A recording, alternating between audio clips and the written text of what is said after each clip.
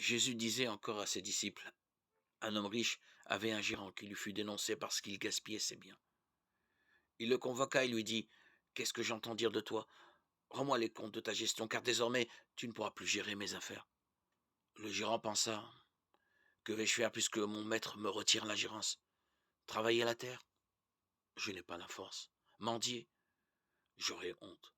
Je sais ce que je vais faire pour qu'une fois renvoyé de ma gérance, je trouve des gens pour m'accueillir. Il fit alors venir un par un ceux qui avaient des dettes envers son maître. Il demanda au premier, combien dois-tu à mon maître? 100 barils d'huile. Le gérant lui dit, voici ton reçu, vite, assieds-toi, et écris 50.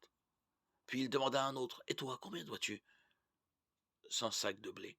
Le gérant lui dit, voici ton reçu, écris 80. Ce gérant trompeur, le maître, fit son éloge. Effectivement, il s'était montré habile, car les fils de ce monde sont plus habiles entre eux que le fils de la lumière. Eh bien moi, je vous le dis, faites-vous des amis avec l'argent trompeur, afin que le jour où il ne sera plus là, ses amis vous accueillent dans les demeures éternelles. Celui qui est digne de confiance dans une toute petite affaire est digne de confiance aussi dans une grande. Celui qui est trompeur dans une petite affaire est trompeur aussi dans une grande.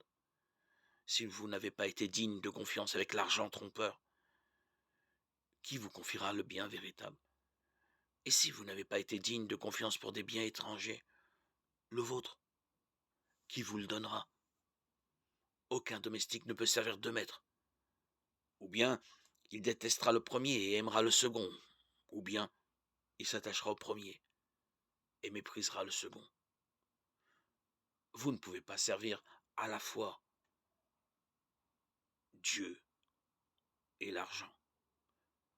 Luc 16, 1, 13.